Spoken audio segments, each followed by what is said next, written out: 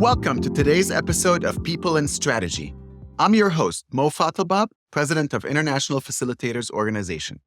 People and Strategy is a podcast from the SHRM Executive Network, the premier network of executives in the field of human resources. Each week, we bring you in-depth conversations with the country's top HR executives and thought leaders. For today's conversation, I'm excited to be joined by SHRM's Jim Link, CHRO, and James Atkinson, VP of Thought Leadership. Welcome, Jim and James. Hello. Hey, Mo. Thank you very much. So today we'll be discussing some key insights from SHRM's recent report, CHRO Priorities and Perspectives Report.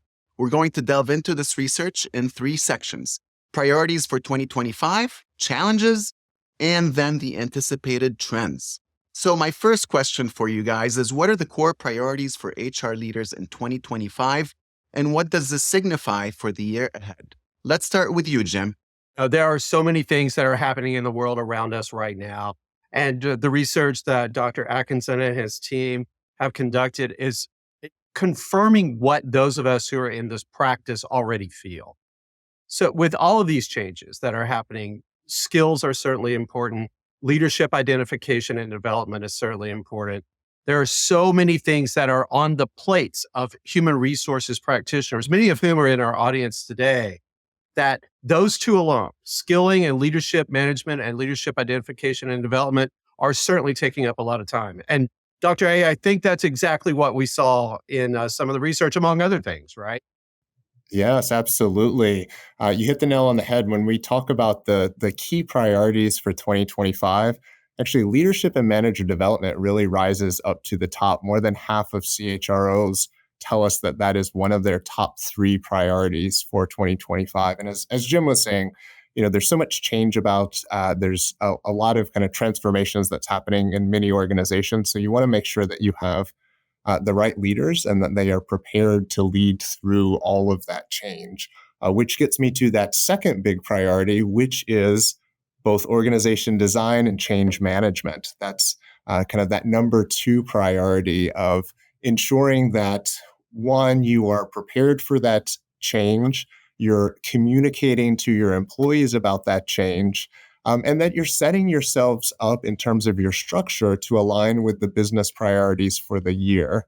And then that third one that you mentioned as well really gets into employee experience and making sure that we are kind of engaging our employees in the right way, ensuring that we can retain that top talent at our organization, and kind of setting that strategy up so that we're providing a good employee experience overall. So absolutely, we're seeing some top priorities for 2025 across those different topics. And James, aka Dr. A, is there anything that surprised you about this data? Well, I don't know if surprising as much as we do see some changes in some of the prioritization from at least the last couple of years. So one of the areas that, we asked about in terms of prioritization was recruiting. And whereas in the last couple of years, that really was one of those top priorities of trying to get talent into the organization, we've seen a little bit of a shift as we think about 2025 to focusing on the talent that's already there. And really trying to, like I said, engage and retain that talent, and really building up from within. What about you, Jim? Yeah, I think what Dr. A just said about that change in focus for HR practitioners is incredibly clear and relevant, and something that we're experiencing even here within our internal workforce at SHRM. Yes, we are still trying to attract the most qualified talent into our organization, no doubt about that. But as the skills dearth out there in our workplaces continue to haunt us all, we're focusing more time and energy on ensuring both the employee experience and upskilling of our current workforce, particularly in those areas that we identified around leadership development, is occurring. And it's just not happening here at SHRM. When I speak to chief human resources officers and leaders of talent and leaders of learning and development in respective organizations, big and small, across the 340,000 members of SHRM, I hear this again and again. As a matter of fact, people pick up the phone and call me and they say, hey, what are you seeing And the things that they are seeing and that we're seeing are very, very much aligned with a focus, as you heard Dr. A explain, a focus now on and that internal view. And I don't see that changing anytime soon. We understand what's going on out there in the world around us right now with layoffs and other changes, and that idea that there's perhaps going to be more talent in the marketplace may or may not come true. We can talk more about that a little bit later. But we certainly need to keep our eyes on the employee experience, and particularly those people we deem to be potential leaders in our respective organizations. Well, thank you both. Turning now to the challenges. The two big challenges the data points to are the economic and talent challenges. What are we seeing here when it comes to the economic challenge? How will this impact HR leaders? And what can CHROs be doing to stay ahead? Absolutely. So when we asked about challenges, we looked at a couple of different levels. So what's happening or what's a challenge as you think about the big economy? What's a challenge as you think about your organization or even your function? And we actually saw a bit of alignment across all of those different areas. So at the macroeconomic level, we see that, inflation or rising costs of goods, about half of those that answered our survey told us that that was a big challenge that they were facing. Related to that, the top challenge kind of from a macroeconomic perspective was wage inflation. Now, we're not seeing the types of wage inflation that we certainly saw 2-3 years ago amidst that kind of great resignation period. But it still is a concern of you're either paying for more in terms of the benefits that you might be providing, or you're having to still pay higher salaries in order to both retain and attract that talent. So we see that from a macroeconomic perspective, and then that really flows into the organization level of those rising operational costs, which was flagged as the top organizational challenge, and just that pressure to achieve financial goals. So it's balancing the need to continue to improve the revenue, but keep those costs down. Those are the things that are really kind of rising to the top in terms of the challenges or the headwinds that heads of HR are seeing for 2025. Yeah, Dr. A, there's no doubt about that. And whenever the storylines from our conferences, from our members, from our senior leaders, when we hear those storylines, they're very much aligned with this idea that as inflation goes, so do costs in their respective organizations. Now, what that means for human resources practitioners is that we spend a lot of time now thinking about effective cost management. And effective cost management is being enhanced, I believe, by some other things that are going on out there in our world right now, particularly the rise of the use of artificial intelligence, or maybe the anticipated rise of the use of artificial intelligence in our workplaces. I think most chief human resources officers believe that there's going to be a connection between technological advancement in whatever form that takes and cost control. Now, I think that's optimistic. I also think it's potentially realistic, but time will tell. So Dr. A, as you're thinking about what your research studies are showing, this is being reflected in the pain that human resources leaders are experiencing right now as they try to provide as good as or better services to their entire employee population and still maintain some sense of cost control. I know we go back to our vendors, and while we certainly talk with them about what we'll get for the cost involved, I know that they are also feeling the pressure on their own side to try and control those things. And the final piece I'll add, for years we thought that there was some type of a correlation. And, I'm not a PhD researcher, so Dr. A, if I get that word wrong, bear with me. No worries. But some type of a connection between what we would see in rising wages and then what we might actually see in inflation, or perhaps the other way around. Now, it's true, we were in a wage-suppressed environment, at least in the United States, for many, many years, where that we were seeing things change all around us, but wages were stubbornly slow to increase. You're right, we did see that pick up pace, certainly as a result of the Great Resignation. I think what we're going to see, though, is what I think of as just normalized tracking between inflation and the cost of employees and employee services in our respective organizations. I don't know, I might be wrong, and we'll let the research bear that out. But clearly, that idea that there is some type of a connection between inflation and the cost of wages and goods and services in the form of benefits and others, um, I think it's going to be more connected in the future than what we've seen in the not so recent. James, I see you nodding. You have a comment? Well, no, I was just going to say that also makes me think of kind of one other key challenge at that broader level is just the economic uncertainty. So it's one thing to know that you've got to control the costs. It's another thing to not know exactly how you're going to have to control the costs because there is uncertainty on whether it's inflation, whether it's certainly the changes in the costs of talent.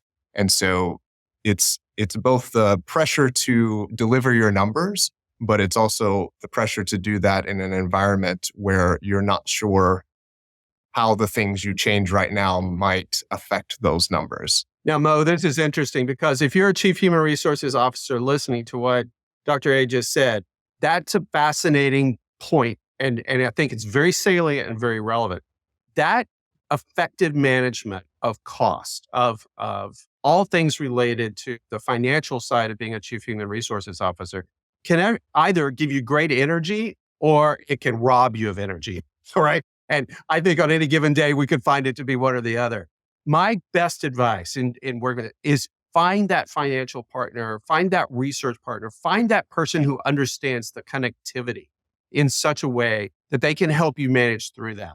One of my closest compadres here at SHRM is our chief financial officer because she can explain things to me and help set up a successful strategy in the effective management of human resources costs, just because she has a different lens than I do related to those things. So, hey, look around. Sometimes your best colleague to help you has a strong command of those numerics in all things related to cost, inflation, and the broader economic cycles in general. So to what extent are these items putting pressure on the prices of goods as it relates to the companies that are hiring these people that are more expensive? Should they not be raising their prices along the way in order to make room for those folks? Jim? Well, Mo, it depends on which economist you choose to believe. I mean, inherently, the answer to that question is yes, right? It's a trickle-down effect, right? And that trickle-down effect means that greater cost of services and goods to produce a good, a product, or an outcome is going to be paid for by somebody, right? Now, who that is, depends on which line of thought you believe related to the broader economic theory. Not my field of expertise. I know just enough to be scary there. But the idea here, when you think about this, is that strong human resources managers and leaders should always be looking to find the best thing, whether that's a benefit, whether that's an outcome, whether that's a learning and development program. I don't know what it is, but they should be striving to actually find the best link between what that good or service provider actually gets you in your organization, what that person provide or service provides for you, and the cost of that. I know here at SHRM, and even in my former lives and other human resources organizations, I didn't always choose the low-cost provider. I didn't always choose the high-cost provider.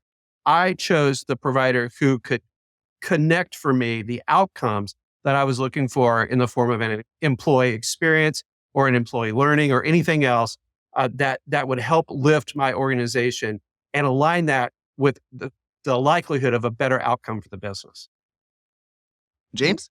And I was just going to say a couple of points there. One is that for most organizations, the cost of talent is the largest single cost that they are incurring. So there is a huge responsibility for heads of HR to understand what that is. But what Jim was saying really gets at not just the cost implications, but the ROI of any of these investments. And when you look at some of the other challenges when it comes to talent that we uncovered, things like maintaining employee morale and motivation, that's really in that employee experience side of things.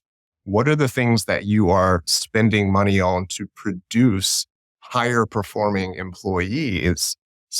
Again, might be a higher cost, but if you're getting that higher return from that, that's what's important. So whether it's engagement, whether it's trying to attract talent with, this wonderful benefits package. If you're getting high performance talent in the door, then that's going to pay for itself, even if you spend a little bit more on a not just the lowest cost provider.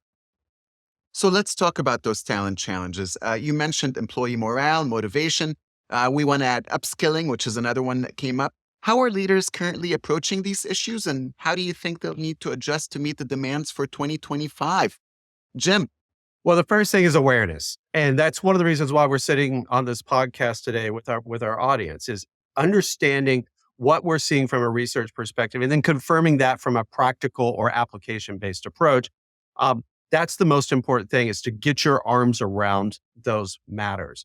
I find this is a balance. Whenever I think about the things that I know our workforce needs, and then the monies, the dollars, the deliverables that we in the human resources space can provide to ensure that outcome for our business, in every case, it's because I'm aware and my CEO is aware, and so is the rest of the senior leadership team in any organization I've ever worked in, of what the true issue is that you're trying to solve. Perhaps it's leadership identification, meaning you have talented people out there today, perhaps on the manufacturing line, who tomorrow could be production leaders, who the next day could be shift leaders, who the next day could be area leaders, or whatever else it is in your organization. That awareness and knowledge of what those people need to get from each point to the different point to accomplish the goods of your business is tantamount to the success of that organization. We inherently, as human resources practitioners, think that we get that, right? We think that we understand that. But I think the point that Dr. Atkinson is making so very, very clearly is perhaps there's more science there that we should apply to ensure that the outcome, what we put in, actually delivers the outcome that we're after as a business or a leader. And I can't leave this discussion without talking about this change management piece. Oh my goodness. When I think about where we need to spend some time as human resources professionals, this is it. I don't know if y'all noticed, but change is everywhere right now. And it feels like it's coming down, it's not sprinkling rain, it's a big old thunderstorm, right over our heads right now. So listen, the way to navigate ourselves through that is effective change management practices. You over-communicate, you overshare, you set targets, you make sure people are bought into that identification process. And then you do that again the next day and the next day and the next day. When I think about change management practices in general, sure, I know all the theories, right? I got through grad school. I know what all those are. And listen, those are important research findings there. What I'm going to say might be a little controversial, but listen, a lot of those change management practices that have been memorialized and idolized for years, listen, pick and choose very carefully the ones that make sense for you. Don't adopt any one model. Grab the best things that are in each one of those models, tweak it, twist it, absorb it, and do the things that are right for your organization in an effective change management process. Whether it's a big organization or a small one, there is and should be an approach that you own, you as the human resources practitioner own, to help lead your organization through change. It's a core competency, should be a core competency for those of us who sit in these chairs, and be able to help our organizations with all of the things. And it's such a rapid pace as they're occurring right now. Listen, we need to know how to do that, and we need to know how to do it well. Beautiful. Dr. A.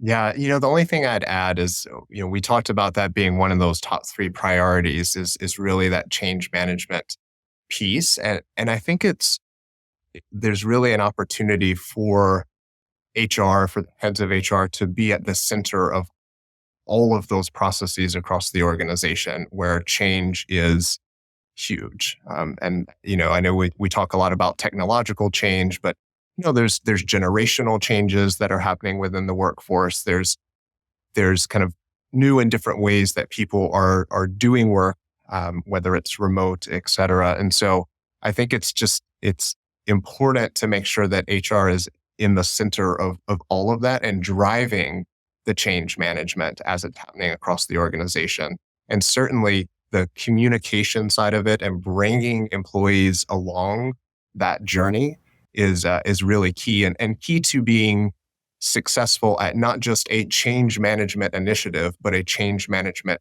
really culture, because you have to be doing that over and over and over again. It's not a one and done type. Yep. It's a change management mindset. Absolutely, for sure. And organizations who have that as a core competency, I think today, this would be a good research topic, Dr. A. I think organizations who have that as a core competency today likely are outperforming, or certainly have the potential to outperform those for whom it's not such a strength. Yeah, I think it was Einstein that said the only constant is change. Yeah, And that seems to be more true than ever right now, huh? absolutely. Moving on, lastly, we want to discuss the anticipated trends, the data points to AI integration in HR processes, rapid skill development, and increasing focus on employee experience. What does the data reveal here? James.